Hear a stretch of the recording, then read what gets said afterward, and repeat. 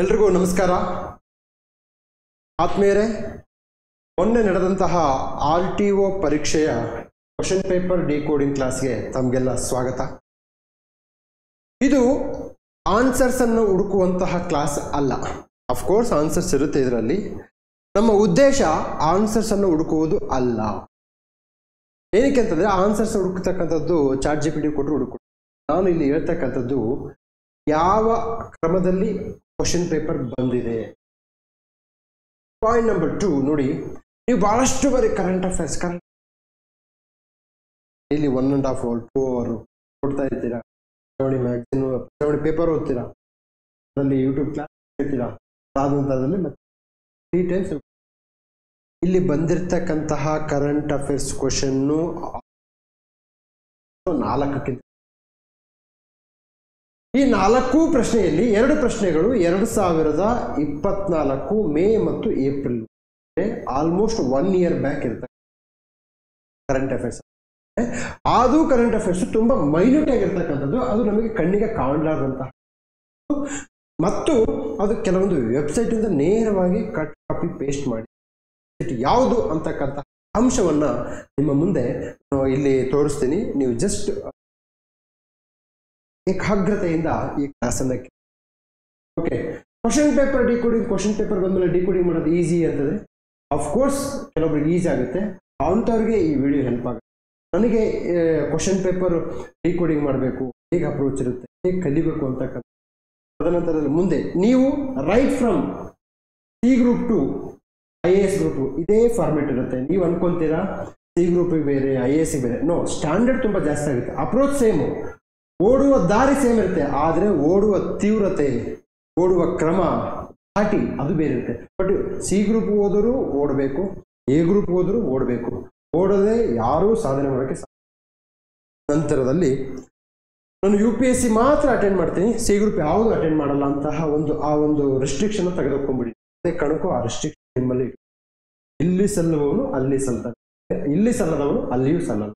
So ಈ ನಿಟ್ಟಿನಲ್ಲಿ ನನ್ನ ಅನುಭವದಲ್ಲಿ I have clear all other exams because I made single approach. ಒಂದೇ ಅಪ್ರೋಚ್ ಅನ್ನು ಫಾಲೋ ಮಾಡಿದ್ದಕ್ಕೆ ನಾನು ಅದು ಯಾವ ಅಪ್ರೋಚ್ ಅಂತೇಳಿ ಮೂಲಕ ಮುಂದೆ ತೋರಿಸ್ತೀನಿ. ಬನ್ನಿ, ಇದು RTO ಕ್ವೆಶ್ಚನ್ ಪೇಪರ್. ಓಕೆ, ಇಂಗ್ಲೀಷಲ್ಲಿ ಕ್ವೆಶ್ಚನ್ ಪೇಪರ್ ಇರುತ್ತೆ, ಕನ್ನಡದಲ್ಲಿ ನಿಮಗೆ ಗೊತ್ತಿರುತ್ತೆ ಆಲ್ರೆಡಿ ಸಾಕಷ್ಟು ತೊಂದರೆಗಳು, ಗ್ರಾಮೆಟಿಕಲ್ ಮಿಸ್ಟೇಕ್ಗಳು ಇರುತ್ತೆ. ಆದ್ದರಿಂದ ನಾನು ಇಂಗ್ಲೀಷಿಗೆ ಯಾವಾಗಲೂ ಶಿಫ್ಟ್ ಆಗಿರ್ತೀನಿ. ಇಂಗ್ಲೀಷಲ್ಲಿ ಮಿನಿಮಮ್ ಬೇಸಿಕ್ ಇಂಗ್ಲೀಷ್ ಇರಲೇಬೇಕು, ಇಲ್ಲಾಂದ್ರೆ ನಿಮ್ಮ ಜೀವನ ತುಂಬಾ ಕಷ್ಟ ಆಗುತ್ತೆ. ಓಕೆ ನೋಡಿ, subjects of the Indian constitution borrowed from. Okay, ಇಲ್ಲಿ ನನ್ನ ಐಲ್ಡಿಂಗ್ ಟಾಪಿಕ್ ಕ್ಲಾಸ್ ಅಲ್ಲಿ ನಾನು ಆಲ್ರೆಡಿ ಸಾಕಷ್ಟು ವಿಡಿಯೋ ಮಾಡಿದ್ದೀನಿ ಈ ರೀತಿ. ಯಾವಾಗಲೂ ನನ್ನ ಪಾಯಿಂಟ್ ಏನು ಹೇಳ್ತೀನಿ ಅಂದರೆ, ಇಲ್ಲಿ approach, what is approach, answers ಅಲ್ಲ, ಅಪ್ರೋಚ್ ಏನು ಅಂತ ಹೇಳ್ತೀನಿ ನೋಡಿ. Britain and America. ಬ್ರಿಟನ್, ನೀವು IAS ಓದೋರು ನೋಡಿ, ಬ್ರಿಟನ್ ಮತ್ತು ಅಮೇರಿಕಾ ಕಾನ್ಸ್ಟಿಟ್ಯೂಷನ್ ಚೆನ್ನಾಗಿ ನೋಡಿ. 2025 KS ಮೇನ್ಸ್, ಇದೇ ತಿಂಗಳು ನಡೆದಂತಹ KS ಮೇನ್ಸ್ ಅಮೇರಿಕಾ ಕಾನ್ಸ್ಟಿಟ್ಯೂಷನ್ನ ಒಕ್ಕೂಟ ವ್ಯವಸ್ಥೆ ಮತ್ತು ಭಾರತೀಯ ಒಕ್ಕೂಟ. ನನ್ನ ಐಲ್ಡಿಂಗ್ ಟಾಪಿಕ್ಸ್ ಕ್ಲಾಸ್ ಹೇಳಿದ್ದೀನಿ, ಈ 2 ದೇಶಗಳಿಗೆ ಹೆಚ್ಚು ಮಹತ್ವ ಕೊಡಿ, ರಿಮೈನಿಂಗ್ಗಳನ್ನ ನೀವು ಕಡಿಮೆ ಮಹತ್ವ ಕೊಡಿ. ಇದು ಅಂದ್ರೆ ಅಪ್ರೋಚ್ ಅಂತಾರೆ ಇದನ್ನ. ಇಡೀ ಎಲ್ಲೆಲ್ಲಿ ಯಾವ ದೇಶದಿಂದ ಎಷ್ಟೆಷ್ಟು ತೆಗೆದುಕೊಂಬಂದಾರ ಅಂತ ನೆನ್ಪಿಡೋದು ತುಂಬಾ ಕಷ್ಟ.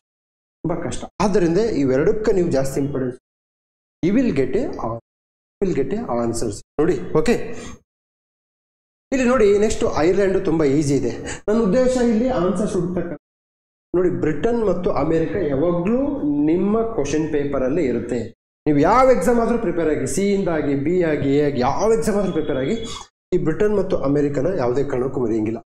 Fundamental rights should be fundamental to every one. ನೋಡಿ, 2025 ಈ ತಿಂಗಳು ನಡೆದಂತಹ KS ಮೇನ್ಸ್ ಆರ್ಟಿಕಲ್ 19 ಬಗ್ಗೆ ಕೇಳಿದ್ದಾರೆ. That belongs to. ಹೀಗೆ ನೀವು ಪೊಲಿಟಿಯನ್ನ ಕೆಲವೊಂದು ಏರಿಯಾ ಮೇಲೆ ತುಂಬಾ ಕಾನ್ಸಂಟ್ರೇಟ್. ನಾನು 1935 ಕಾಯ್ದೆ ಕಂಠಪಾಠ ಹಾಕಿ ಅಂತ ಹೇಳಿದ್ದೆ. ಕಂಠಪಾಠ ಹಾಕಿ ಹೇಳಿದೆ ಒಂದು 4 ದಿವಸಕ್ಕೆ AC ಸೈಡ್ ಮೇನ್ಸ್ ಅಲ್ಲಿ ಬಂದ.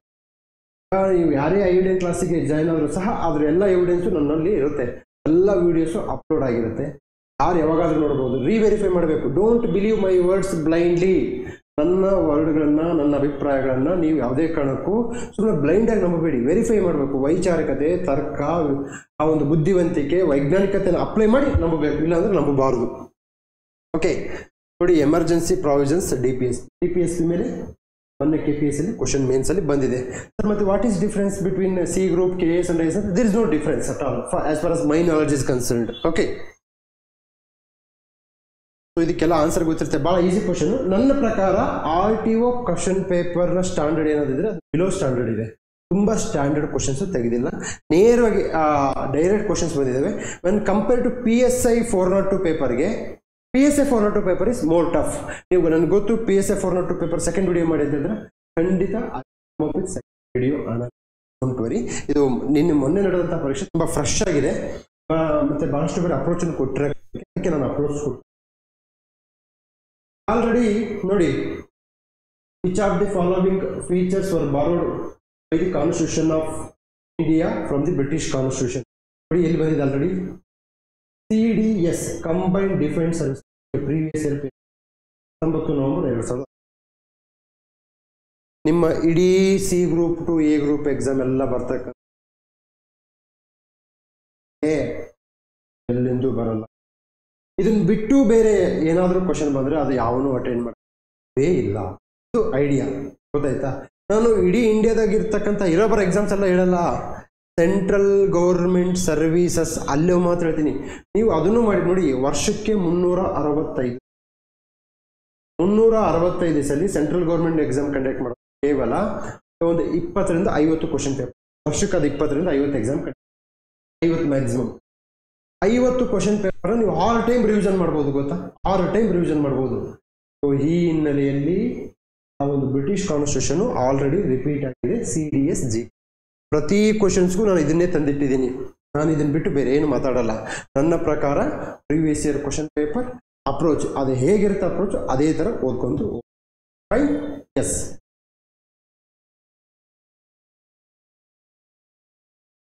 ನೋಡಿ ನೆಕ್ಸ್ಟ್ ಕ್ವಶನ್ನು CDS 2017 ಅಲ್ಲಿ ಬಂದಿದೆ. Which of the following features were borrowed by the Constitution of India from the British? That's why I am telling you, British Constitution is most important. ನಿಮಗೆ IAS means prepare ಆಗೋರಿಗೆ ಒಂದು topic ಇದೆ, ಏನಂತಂದ್ರೆ comparison of constitution with that of other constitution ಅಂತ ಒಂದು topic ಇದೆ. ಆ topic ಅಲ್ಲಿ ನೀವು ಕೇವಲ ಬ್ರಿಟಿಷು, ಅಮೆರಿಕ ಮತ್ತು ಫ್ರಾನ್ಸ್ ಕಾನ್ಸ್ಟಿಟ್ಯೂಷನ್ ಮೂರನೇ ಓದಿ.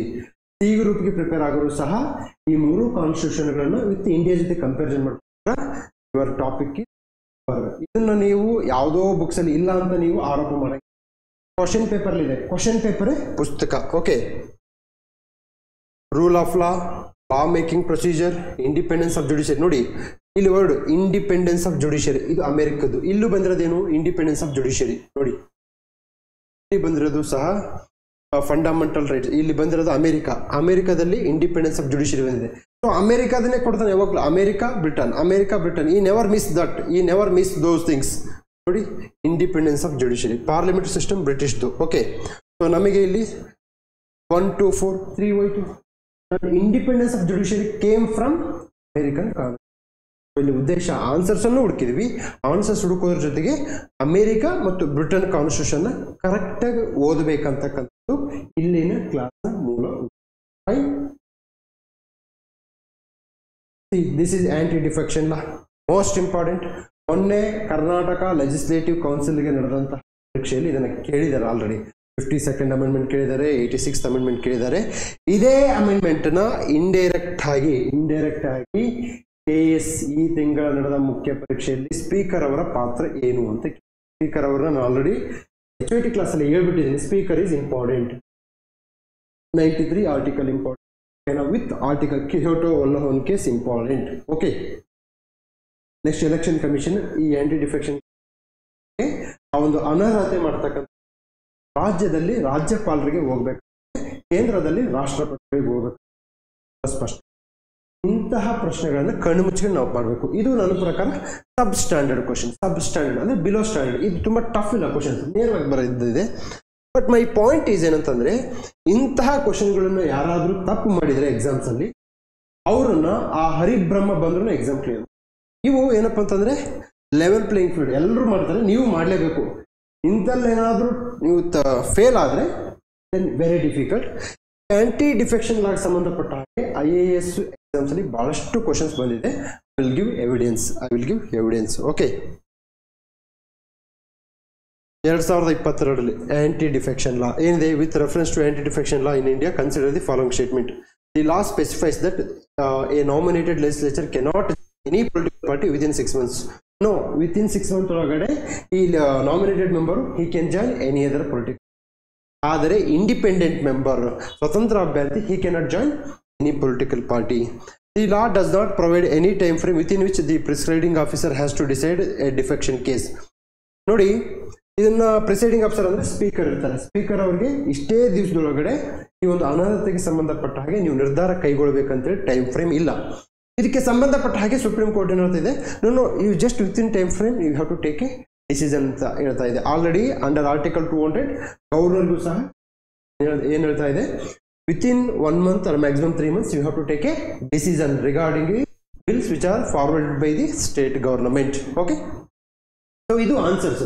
ನನಗೆ ಆನ್ಸರ್ ಜೊತೆಗೆ ಏನು ಇಂಪಾರ್ಟೆಂಟ್ ಅಂತಂದರೆ, ಈಗ ನೆಕ್ಸ್ಟ್ ನೀವು ಈಗ ESI ಪ್ರಿಪೇರ್ ಆಗೋರು, PSI ಪ್ರಿಪೇರ್ ಆಗೋರು, ನೆಕ್ಸ್ಟ್ ಕೇಸ್ ನೋಟಿಫಿಕೇಶನ್ ಇದೆಯಲ್ಲ ಅದಕ್ಕೆ ಪ್ರಿಪೇರ್ ಆಗೋರು, ಅದು ಯಾವತ್ತೇನು ಹೇಳಿ, I don't want bother about time.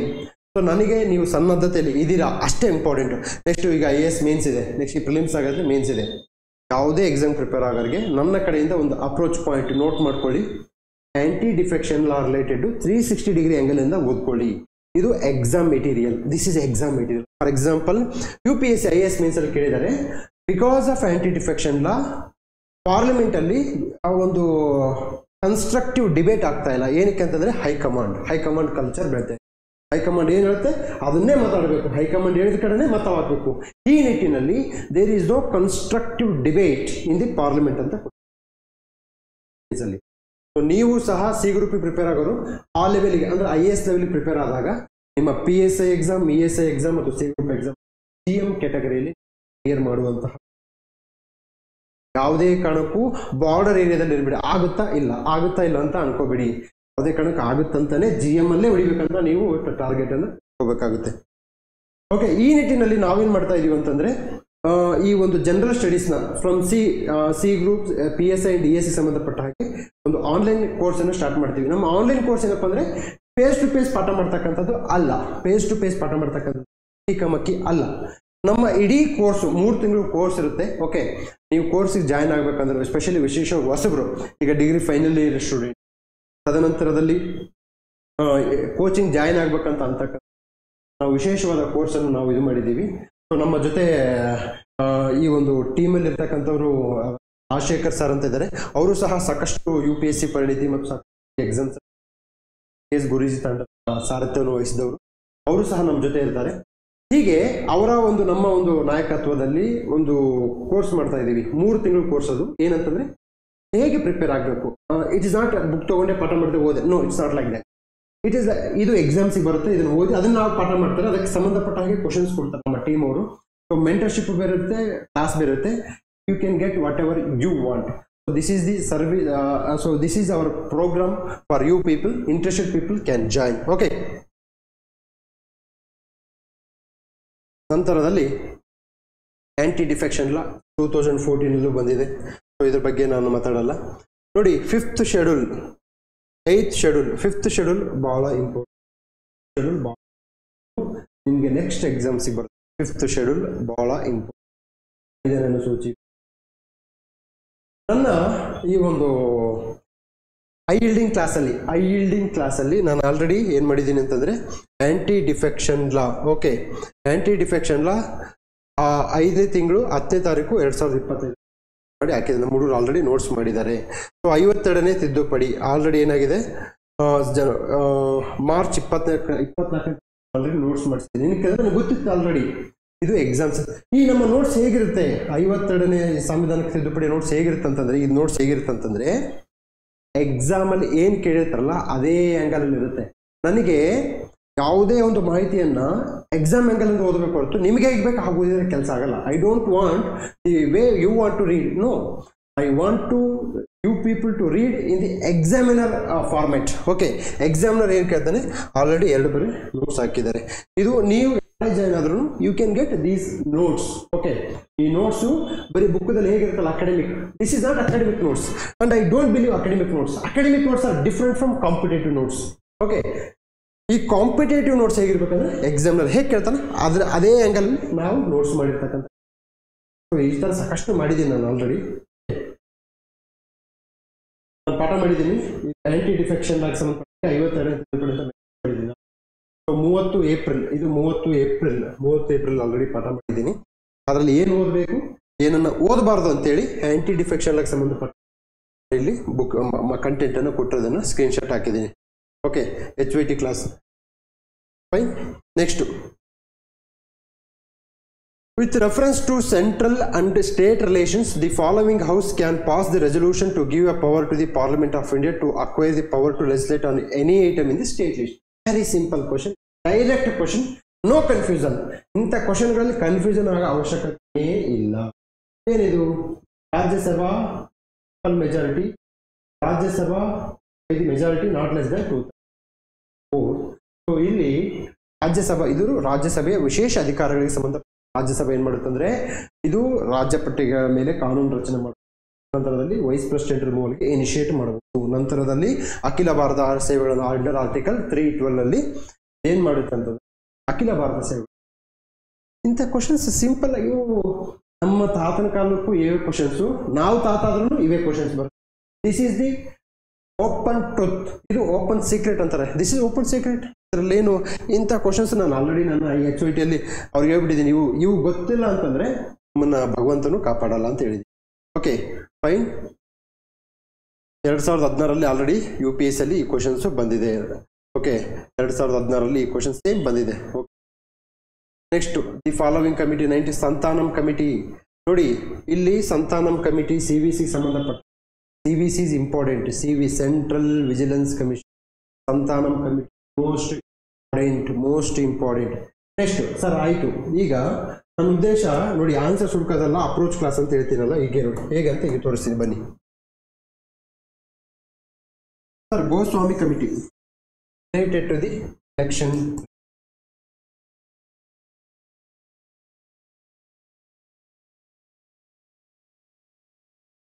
ಚುನಾವಣೆ ಸುಧಾರಣೆಗೆ ಸಂಬಂಧಪಟ್ಟ ಹಾಗೆ ಬರ್ತಕ್ಕಂಥ Goswami committee. Sarkaria committee HYT centre state relationship. Sarkaria committee ಮತ್ತೆ ಪುಂಚಿ ಕಮಿಟಿ. ಓಕೆ, ಪುಂಚಿ ಅವರು ಹೇಳ್ತಾರೆ you can not remove governor whenever you want. ಸರ್ಕಾರ ಚೇಂಜ್ ಆಗಿದೆ ಅಂದ ಮಾತ್ರಕ್ಕೆ ನೀವು ಗವರ್ನರ್ ಚೇಂಜ್ ಮಾಡಬೇಡಿ. They should be special procedure to remove governor. They should be particular reason to remove the governor. Sarkaria commission ಇರುತ್ತೆ. ಈ ಒಂದು ಪೊಲಿಟಿಕ್ಸ್ ಅಲ್ಲಿ ಆಕ್ಟಿವ್ ಪೊಲಿಟಿಕ್ಸ್ ಅಲ್ಲಿ ಇರಲಾರ್ದವ್ರನ್ನ ಮಾತ್ರ ನೀವೇನ್ ಮಾಡ್ಬೇಕಂತಂದ್ರೆ you can bring them as a governor. So governor ಏನ್ ಮಾಡ್ಬೇಕಪ್ಪ ಅಂದ್ರೆ ಕೋಆಪರೇಟಿವ್ ಫೆಡರಲಿಸಮ್ ಸಂಬಂಧ ವರ್ಕ್ ಮಾಡಬೇಕು. ನಿಮ್ಗೆ ಏನಾಗುತ್ತೆ, ಬರೀ answers don't do that thing. You want to prepare for C group to IAS group. Sarkaria committee recommendations ಯಾವುದಕ್ಕೆ ಸಂಬಂಧಪಟ್ಟಿದೆ ಅನ್ನೋದು C group. Sarkaria committee recommendations ಒಂದು 5 ರೆಕಮೆಂಡೇಶನ್ ನೆನ್ಪಿಟ್ರೆ ಅದು IAS. That's all. There is no difference. IAS prepare ಆಗೋರು ದೊಡ್ಡವರು, C group prepare ಆಗೋರು ಚಿಕ್ಕವರು. No, ಆ ಥರ ಇಲ್ಲ. It's not like that. Okay, Goswami committee ಏನ್ ಹೇಳುತ್ತೆ ಅಂತ, ಎಲೆಕ್ಷನ್ ಕಮಿಷನ್ ತದನಂತರದಲ್ಲಿ ಆ ಒಂದು ಸ್ಟೇಟ್ ಫಂಡಿಂಗ್ ಮಾಡಕ್ಕೆ, ಇದು ಪಾರ್ಷಿಯಲ್ ಸ್ಟೇಟ್ ಫಂಡಿಂಗ್ ಅಂದ್ರೆ ಸರ್ಕಾರವೇ ಆ ಒಂದು ಚುನಾವಣಾ ಸ್ಪರ್ಧಾರ್ಥಿಗಳಿಗೆ ಹಣವನ್ನು ಕೊಡೋದು ಥಿಂಕ್ ಮಾಡುತ್ತೆ ಅಂತ ಹೇಳ್ತೀವಿ. ನನ್ನ HYT ಕ್ಲಾಸಲ್ಲಿ ಏನು ಮಾಡ್ತೀನಿ ಅಂತ, ಭಾಳಷ್ಟು ಜನ ನೀವು ಡೆಮೋ ಕ್ಲಾಸ್ ಅಂತ ಕೇಳ್ತಿದ್ರಲ್ವಾ, ಈ ಕಮಿಟಿಯ ರೆಕಮೆಂಡೇಶನ್ಸ್ ನಮ್ಮ ಸ್ಟೂಡೆಂಟ್ಸ್ ಕೂಡ ಬರೆಸ್ತೀನಿ. ಓಕೆ, ಇವನು ಬರ್ಕೊಂಬಂದು ನಾನು ಚೆಕ್ ಮಾಡ್ತೀನಿ. ಓಕೆ ಯಾವ್ದು ಚೆನ್ನಾಗಿರುತ್ತೆ ಅದು ಗ್ರೂಪಲ್ಲಿ ಶೇರ್. ಸೊ ಹೀಗೆ ಇವನ್ನ ನೀವು ನೀಟಾಗಿ ಓದ್ಕೊಂಡು ಕಂಠಪಾಠ ಆಗಬೇಕು. ಸರ್ಕಾರಿಯ ಕಮಿಟಿ, ಗೋಸ್ವಾಮಿ ಕಮಿಟಿ ಮತ್ತು ಪುಂಚಿ ಕಮಿಟಿ, ಈ 3 ಕಮಿಟಿ ರೆಕಮೆಂಡೇಶನ್ಸ್ ಕಂಠಪಾಠ ಹಾಕಿ 100% they are going to help you. ನೋಡಿ, Sarkaria committee cooperative federalism. I have told many times federalism topic is very important. Appeared in AS mains. Fine.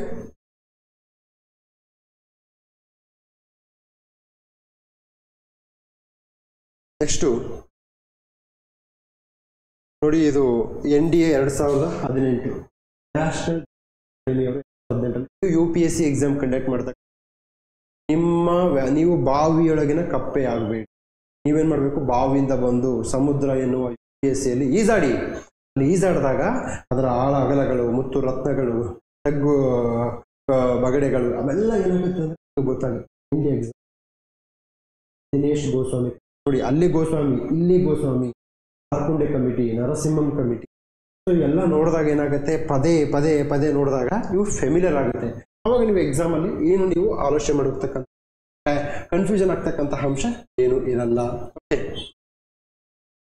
ತದನಂತರದಲ್ಲಿ 2017 CAPF question paper, CAPF question 2017. So the central vigilance Santhanam committee, first administrative reforms, second administrative reforms, first administrative reforms committee recommendations ಓದಬೇಡಿ. Second ARC committee recommendations ಓದಿ.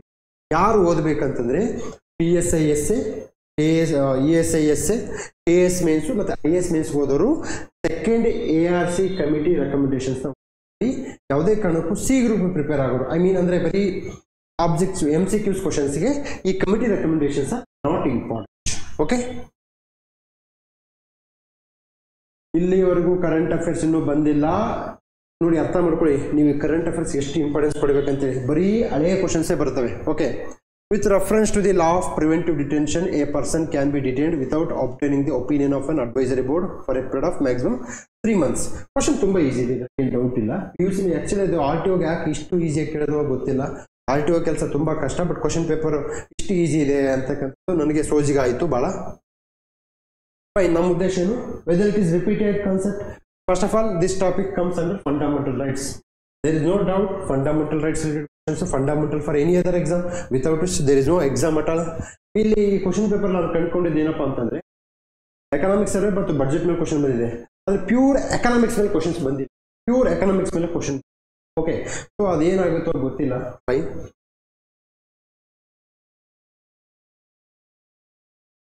ನೋಡಿ, SSC question ಕೇಳಿದ್ದಾರೆ. Detention of a person cannot exceed 3 months unless advisory board existing. Okay.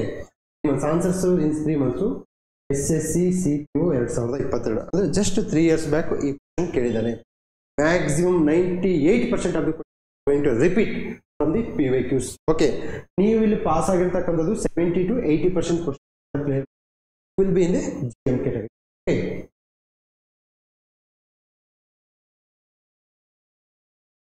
Next, which of the following article of an Indian Constitution deals with appropriation of bills?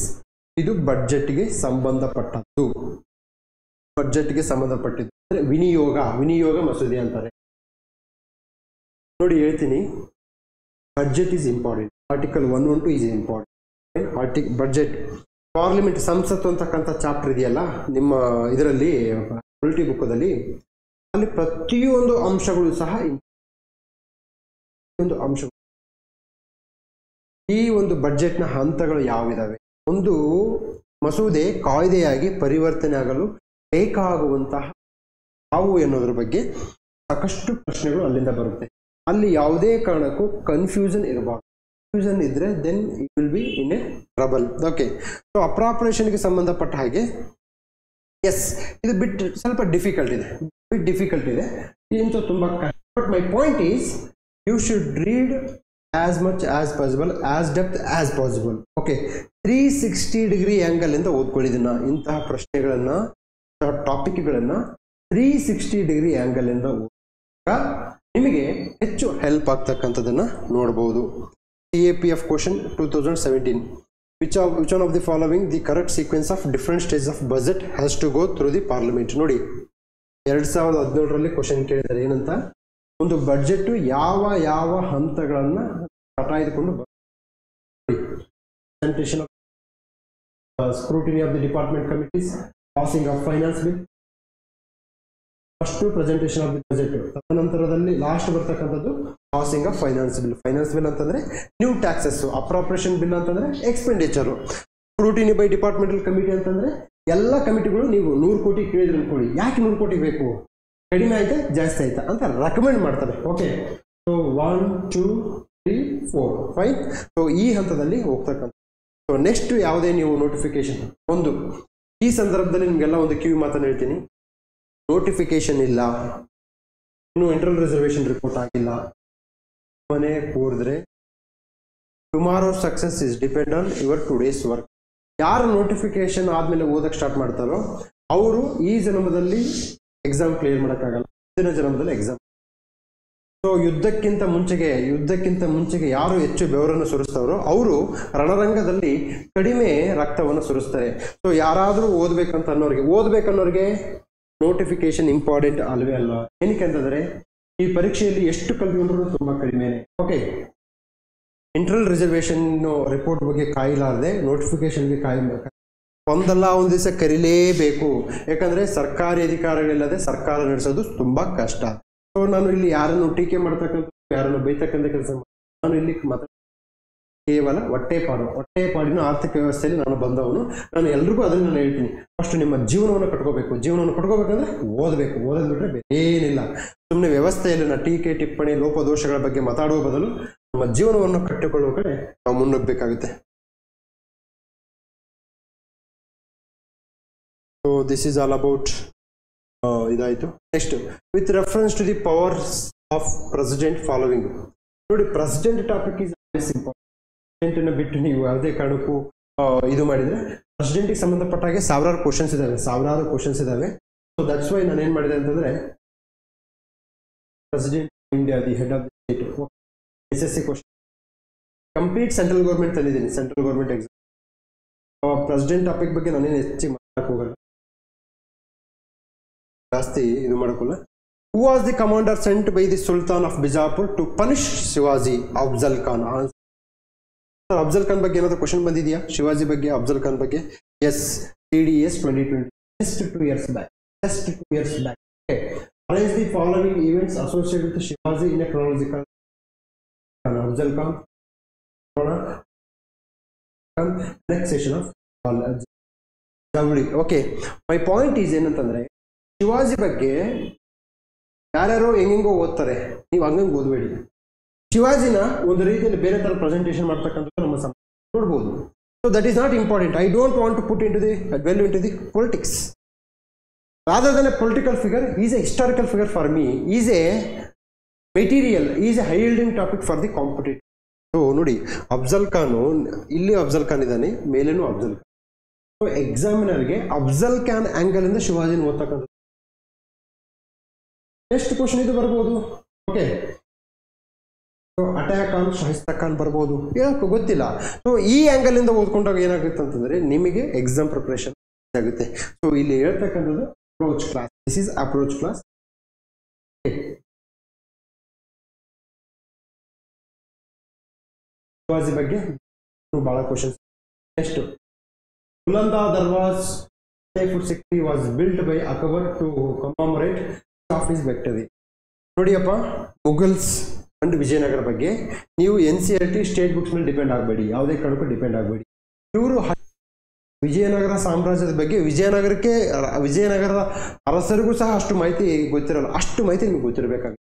You go to website, you go to Wikipedia, you go to ChatGPT, you take institution material, you can find even ಯಾವುದು material author books ತಗೊಳ್ಳಿ. Then you should see the UGC net history paper related to the history. Okay, UGC net paper ತಗೊಳ್ಳಿ, ಯಾಕಂದ್ರೆ ಅಲ್ಲಿಂದನೂ questions repeat ಆಗಿದ್ದಾವೆ.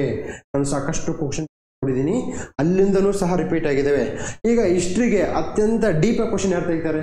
Set ಅವರೇ ತೆಗಿತಾರೆ, ಅದಕ್ಕಿಂತ ಮೇಲೆ ಹೋಗಕ್ಕೆ ಸಾಧ್ಯವೇ ಇಲ್ಲ. ಓಕೆ, ಸೊ ನೀವು ಈ ನಿಟ್ಟಿನಲ್ಲಿ ಕೇವಲ ಪುಸ್ತಕದ ಮೇಲೆ ಡಿಪೆಂಡ್ ಆಗಿ ನೀವು exam preparation foolishness. Okay, so question paper UGC net question ಎಷ್ಟು ಸಾಧ್ಯವಾಗುತ್ತೆ ಮೊಘಲ್ಸ್, ಮೌರ್ಯಾಸ್ ಅಂಡ್ ವಿಜಯನಗರ ತುಂಬ ತಿಳ್ಕೊಳ್ಳಿ. ಇವರು ಹೈ ಯೀಲ್ಡಿಂಗ್ ಟಾಪ್ TVIP, ಇವ್ರಿಗೆ Z+ ಸೆಕ್ಯೂರಿಟಿಯನ್ನು ಕೊಡಬೇಕು. ನಾವು Z+ ಸೆಕ್ಯೂರಿಟಿಯನ್ನು ಕೊಟ್ಟು ಉತ್ತಮ ಅಂಕಗಳನ್ನು ತಡ್ಕೋಬೇಕಾಗುತ್ತೆ. ಓಕೆ, ಗುಜರಾತ್ ಮೇಲೆ ಗೆದ್ದಿರೋದು. Answers is important, answers is very easy. This is not important for ಮಿ.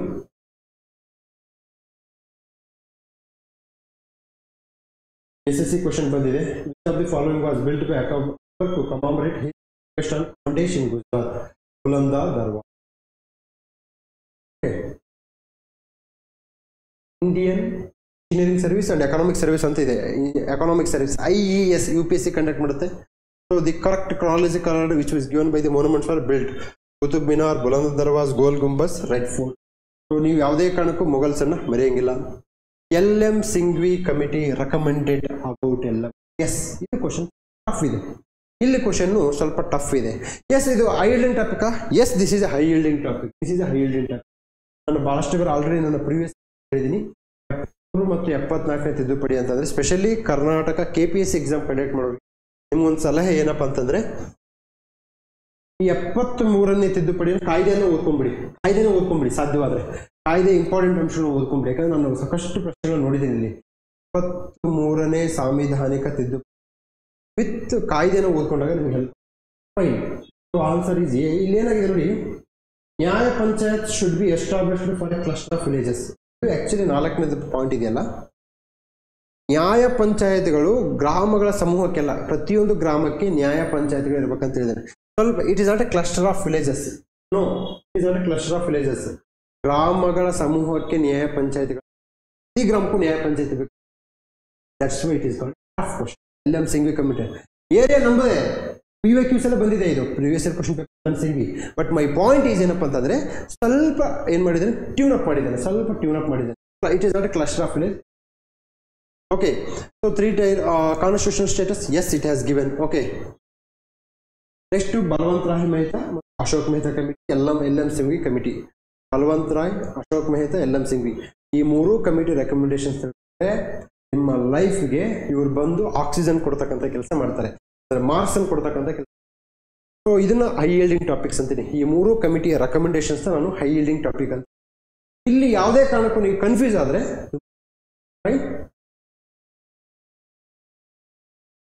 ನೋಡಿ, which of the following committee recommended for the creation of Nyaya Panchayat at village level. ಇದು LM Singhvi ಕಮಿಟಿ. Odisha public service commission. ಸಾಧ್ಯವಾದ್ರೆ 3-4 ವರ್ಷ ಓದಿದವರು, ಸಾಧ್ಯವಾದ್ರೆ 3-4 ವರ್ಷ ನಿಮ್ಮ ಪುಸ್ತಕಗಳನ್ನು ಒಂದು 6 ತಿಂಗಳು ಸೈಡ್ ಇಟ್ಟು ಎಲ್ಲ ಸ್ಟೇಟ್ ಸರ್ವಿಸ್ನ KS level exam, Odisha public service commission ಅಂದ್ರೆ ಒಂದು KS ತರ, ಅದು OAS ಆಗುತ್ತೆ, Odisha administrative service. SSC question, APF analysis ಮಾಡಕ್ಕೆ ಸ್ಟಾರ್ಟ್ ಮಾಡಿ. ಅನಾಲಿಸಿಸ್ ಇದು ಯಾಕೆ ಬಂತು. ನೀವು ಬರೀ LM Singhvi ಕಮಿಟಿನ ನಿಮ್ಮ ಪೊಲಿಟಿ ಬುಕ್ಕಲ್ಲಿ ಓದಿದ್ರೆ ಫ್ರಸ್ಟ್ರೇಷನ್ ಆಗ್ತೀರಾ. ಐ ಆಮ್ ಟೆಲಿಂಗ್ ಯು, ನಿಮಗೆ ನಾನು ಹೇಳೋದು ಈಸಿ, ರಿವಿಷನ್ ಮಾಡಿ ಅಂತ ಹೇಳ್ಬೋದು. Daily impossible. ಅವಾಗ ಏನಾಗುತ್ತೆ ಅಂತಂದ್ರೆ, ನೀವು ರಿವಿಷನ್ ಮಾಡಕ್ಕೆ ಹೋದಾಗ ಟೈಮನ್ನು ತಳ್ತೀರಾ, ಟೈಮ್ ಹೋಗಲ್ಲ, ಅವಾಗ ನೀವೇ ತಳ್ತೀರಾ, ಟೈಮ್ ಹೋಗ್ಬೇಕು ಅಂತ. So you feel very frustrated. So just find out this type of questions. Fine. Next, which of the following committee recommends 3-tier structure of the government at rural and local level? ನೋಡಿ, rural and local. Again ನೋಡಿ, Ashok Mehta, Balwant Roy, LM Singhvi ಇವರೇ ಬರ್ತಾರೆ sir. ಇವ್ರು ಬಿಟ್ರೆ ಬೇರೆ ಯಾರು ಬರಕ್ಕೆ ಸಾಧ್ಯವೇ ಇಲ್ಲ. ಓಕೆನಾ? ಇವ್ರು ಬಿಟ್ರೆ ಬೇರೆ ಯಾರು ಬರಕ್ಕೆ ಸಾಧ್ಯವೇ ಇಲ್ಲ. ಓಕೆ, ಸೊ ಈ ಕಮಿಟಿಗಳಲ್ಲಿ ನಿಮಗೆ ಬಂದ್ಕಂತ ಹೋಗ್ತವೆ. ಸೊ 3-tier ಕಮಿಟಿ ನೋಡಿ, committee appointed chaired by the fine. The 3-tier Panchayat Raj system in India was proposed by Balwant Rai. ಎಷ್ಟು ಕಮಿಟಿ ಬಂದಿದೆ. ಈ ಕಮಿಟಿ ರೆಕಮೆಂಡೇಶನ್ಸ್ ನೀವು ಓದಿಲ್ಲ ಅಂತಂದ್ರೆ, ಸರ್ ಇದು ನಿಮಗೆ ಈ ಕಮಿಟಿಗಳು ಗೊತ್ತಿಲ್ವಾ? ಗೊತ್ತಿದೆ, ಆದರೆ ಕಮಿಟಿಯ ರೆಕಮೆಂಡೇಶನ್ಸ್ಗಳು ಕ್ಲಾರಿಟಿ ಇಲ್ಲ. ಸೊ ಆ ಕ್ಲಾರಿಟಿಯನ್ನು ಕೊಡ್ತಕ್ಕಂಥ ಕೆಲಸ ನಮ್ಮ ಹೈ ಯೀಲ್ಡಿಂಗ್ ಟಾಪಿಕ್ ನಡೆಯುತ್ತೆ. ಓಕೆ, ನೆಕ್ಸ್ಟ್ ಗವರ್ನರ್ ಬಗ್ಗೆ ಸಂಬಂಧಪಟ್ಟ ಹಾಗೆ, ಈ ಗವರ್ನರ್ಗೆ ಸಂಬಂಧಪಟ್ಟ ಹಾಗೆ ನಾನು ಮಾತಾಡುವುದಿದೆ. ಆ ಗವರ್ನರ್ಗೆ ಸಂಬಂಧಪಟ್ಟ ಹೇಗೆ ಓದಬೇಕು, ಯಾವ ರೀತಿ ಓದಬೇಕು, ಕರೆಂಟ್ ಅಫೇರ್ಸ್ ಹೇಗೆ ಓದಬೇಕು, ಕರೆಂಟ್ ಅಫೇರ್ಸ್ ಮಹತ್ವ ಏನು, ಇಲ್ಲಿವರೆಗೂ ಒಂದೇ ಒಂದು ಕರೆಂಟ್ ಅಫೇರ್ಸ್ ಬಂದಿಲ್ಲ, ಅದು ಬೇರೆ ವಿಚಾರ. ಈಗ ಗವರ್ನರ್ ಟಾಪಿಕ್ನ ಹೇಗೆ ಓದಬೇಕಂತೇಳಿ ನಾನು ನೆಕ್ಸ್ಟ್ ವಿಡಿಯೋದಲ್ಲಿ ಬಂದು ಹೇಳ್ತೀನಿ. Very soon. Thank you. ಮತ್ತೊಂದು ವಿಡಿಯೋನಿಗೆ ಭೇಟಿಯಾಗೋಣ. ನಮಸ್ಕಾರ.